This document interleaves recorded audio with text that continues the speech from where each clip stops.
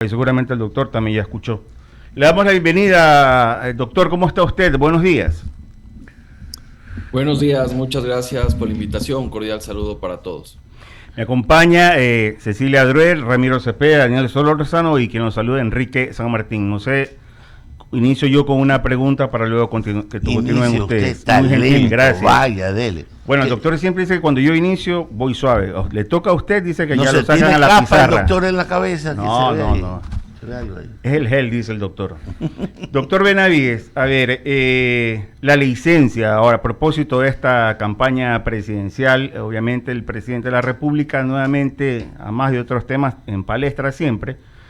¿Qué es lo que viene ahora? Se aproxima la campaña, el presidente definitivamente, y eso ya que entiendo lo resolvió ya la Corte Constitucional. ¿Cuál es su criterio, doctor? Buenos días. Buenos días, muchas gracias por la invitación nuevamente. Bueno, ahorita estamos ya a puertas de la segunda vuelta electoral del balotaje y evidentemente hay varias dudas de lo que pueda pasar en los próximos días, principalmente en lo que tiene que ver con la campaña electoral. Por ahí algunos dicen que la persona que debería asumir la presidencia de la República, si es que el presidente hace esa suerte de licencia Ujú. pide la licencia o se autoimpone la licencia, debería ser la señora Abad. Otros, en cambio, dicen que la señora Abad se encuentra ausente del cargo y por lo tanto debería nomás continuar asumiendo, sucediendo el cargo vicepresidencial y presidencial la señora Jelibert. Pero más allá de eso, yo creo que la Constitución y la ley es bastante clara, más allá de lo que tristemente la Corte Constitucional emitió ese fallo que evidentemente fue muy escueto, que fue muy básico, por así decirlo, Ya. en el cual no resolvió el problema de raíz. Lo único que dijo es, bueno, ¿sabe qué, presidente? Si usted quiere encargar la presidencia, no puede hacerlo vía decreto.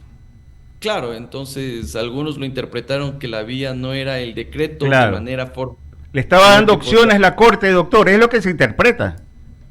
Claro, y por eso algunos dijeron, bueno, entonces si no es vía decreto, hagámosle vía oficio, vía memorando, vía Kipux, vía WhatsApp o señal de humo. Pero la Corte Constitucional lo que te dijo es que no puedes encargar el poder a través de mecanismos que constitucionalmente no están previstos. Pero como la sentencia está tan mal hecha, ahí se da esta libertad de interpretación que justamente ha sido utilizada en su momento cuando ya estaba acabándose la primera vuelta electoral.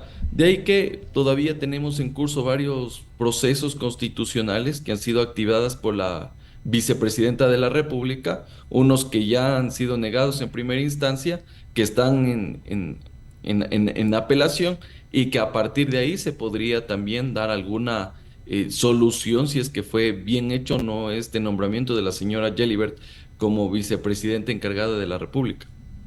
Correcto. Continúa Cecilia Dret. ¿Qué tal, doctor? ¿Cómo está? Yo tengo dos temas puntuales que quisiera topar. El primero es acerca de qué tan posible es que el CNE restrinja el uso de celulares en las votaciones. Cordial saludo, estimada Cecilia. Mira, aquí es importante tomar en cuenta un aspecto fundamental. El artículo 132 y 133 de la Constitución dice dos cuestiones que me parecen muy importantes. La primera es que la regulación de derechos debe ser exclusivamente a través de ley. Y en este caso se te está regulando tu derecho al ejercer el sufragio. Por lo tanto, cualquier tipo de limitación que tú tengas o condicionamiento para ir a votar tiene que estar en ley, ¿ya? Y segundo, si es que estamos hablando de reglas electorales, estas también tienen que estar previstas en ley, es decir, en el Código de la Democracia. Por lo tanto, si tú me estás exigiendo como condición para ir a votar que limite mi ejercicio de derecho de propiedad, como es el cargar un celular, evidentemente eso tiene que estar regulado en ley.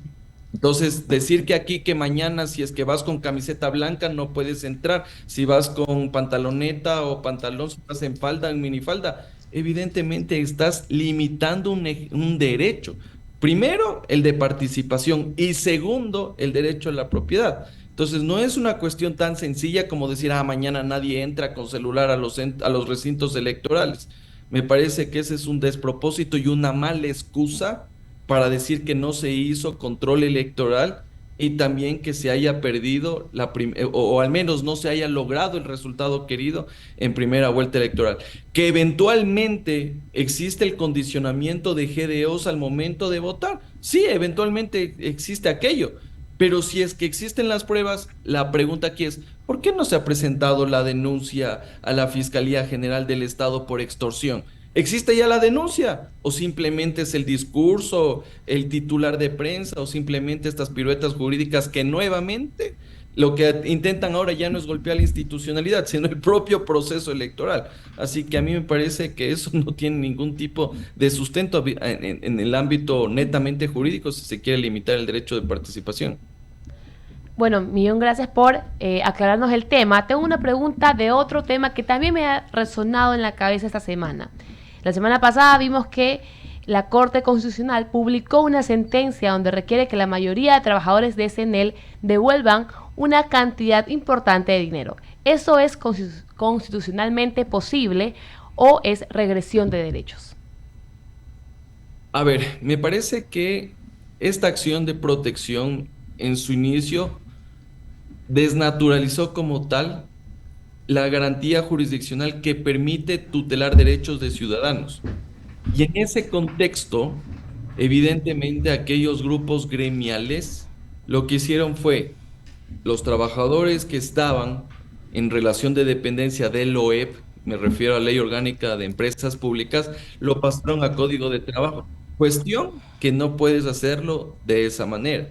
Pero lo más grave aquí no es solo eso, que pasar de un régimen al otro, sino que también, como le salió en la sentencia en Pueblo Viejo, metieron a gente por la ventana, ¿de acuerdo? Y le hicieron, en este caso, incluir bajo el efecto intercomunis a otras personas que capaz ni siquiera habían presentado la acción de protección. Y por eso son más de 1,000 y pico de beneficiarios.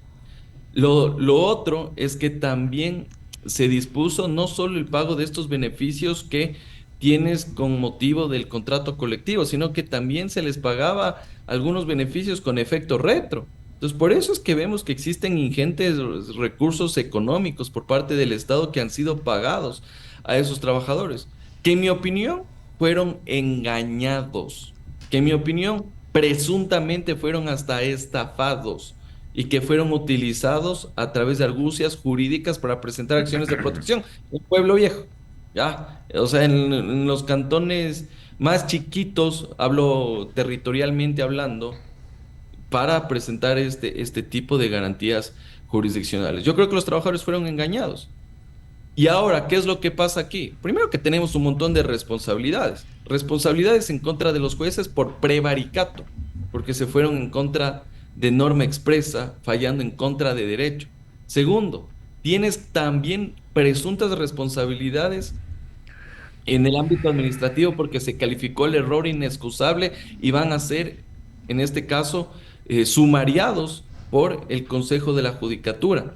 Y tercero, también establece responsabilidades para esos abogados que se prestaron para aquello. Y finalmente, aquí está el golpe para el pobre ciudadano funcionario público que fue engañado, que tiene que devolver todo ese dinero que fue producto de esa acción de protección. Ahora, tocaría ver el mecanismo en el cual estas personas puedan devolver ese dinero. Tal vez a través de convenios de pago, tal vez puede ser descuentos en los roles de pago, que es la única forma Pero que que igual los pueda... perjudica. ¿Perdón? Igual los perjudica. Evidentemente les perjudica.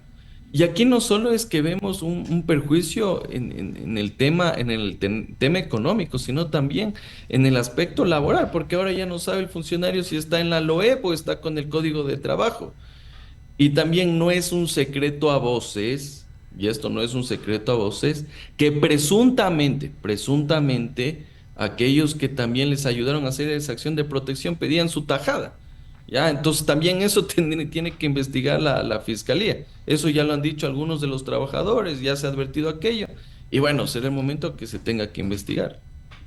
Muchísimas gracias, doctor Ramiro. Gracias. André, ¿qué tal? Buenos días. Ramiro, ¿cómo estás? Un gusto saludarte. Bien, solo es que me estoy acordando de mis clases en la Facultad de Derecho y me decías que cuando quieras entender una norma como la que las pretendes, ponla hiperbólicamente y verás el absurdo que te están planteando. Con respecto a lo del teléfono, imagínense que prohíban a los electores ir con ropa interior. ¿Cómo harían la inspección? O sea, estoy siendo hiperbólico para que se den cuenta del tamaño de estupidez que se está planteando, ¿ya? Porque usted lo ha dicho en plano conceptual, jurídico, que eso es algo que debe seguir un procedimiento reglado por una norma establecido y llegar a una determinación de una prohibición que tenga un fundamento y una razón lógica de ser, no un capricho ni un interés político para que esto se cumpla. Entonces yo me regocijo en poner un ejemplo hiperbólico a su descripción jurídica. Segundo, otro ejemplo hiperbólico, no puede ser el tema del encargo de la vicepresidencia se haya transformado en el cuento del gallo pelón. Una equivocación del señor presidente constitucional que él reconoce y ha reconocido que es haber escogido mal a su binomio, no quiere decir que la Constitución prevé y dice numeral cuarto, causas de no encargar la presidencia, es que el presidente haya escogido mal a su vicepresidenta. Estoy siendo hiperbólico nuevamente, doctor André Benavides. Cuando el tenor de la ley es claro, no se desatenderá su sentido literal a pretexto de consultar su espíritu. Entonces, la pregunta que le formulo, para mí el marco está clarísimo y siempre lo estuvo. La Corte, por más endeble que haya sido o elemental que haya sido su fallo, da un camino a seguir. ¿Qué pasaría si el presidente, pese a todas las voces de cordura y pese a toda la línea trazada por la Corte, sigue en su espíritu de no encargar la presidencia a quien debe en el momento que tenga que entrar a la campaña electoral? Perfecto, estimado Ramiro. Mira, nosotros y cierto grupo de colegas advertíamos sobre esta trafasía jurídico-constitucional electoral y decíamos que este tipo de maromas o piruetas jurídicas al final del día le van a pasar factura al presidente de la República. Y creo que de alguna manera quiso curarse en sano, que en algún momento dijo, no, para hacer campaña porque provengo de una muerte cruzada y esto no es reelección, yo no tengo que pedir licencia. Pero entró en razón y dijo, bueno, voy a pedir licencia con piola. Voy a pedir licencia jueves, viernes, sábado y domingo y con eso me he saltado la regla y he cumplido también. Por si acaso, si es que me quisieran seguir algún proceso electoral, contencioso electoral, algún tema penal o incluso un tema de juicio político. Creo que para los que hemos leído con detenimiento la sentencia nos queda bastante claro cuál fue el objetivo conceptualmente, lo que quiso decir la Corte Constitucional cuando se tumbó el decreto 500 y el 505.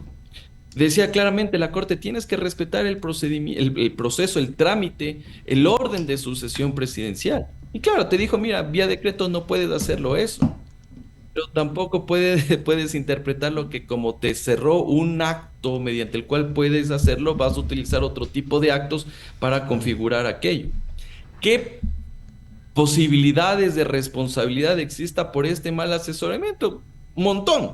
Desde el momento en el que tú estás ejerciendo el cargo y haciendo campaña electoral y que no se diferencia si son actos electorales o de gobierno, eventualmente aquí va a existir una sanción por parte del Tribunal Contencioso Electoral.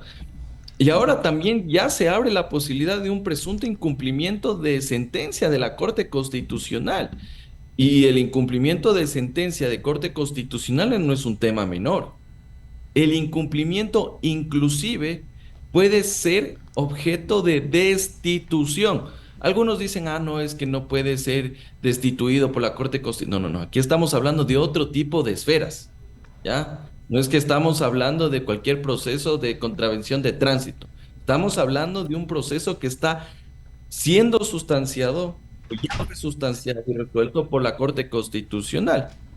Y también aquí se abre la posibilidad que ya en su momento advertíamos de el presunto cometimiento de delitos que inclusive pueden configurar una causal de juicio político. Entonces, esa mala asesoría y el aceptar esa mala asesoría y cometer esos errores van a pasar factura tarde o temprano.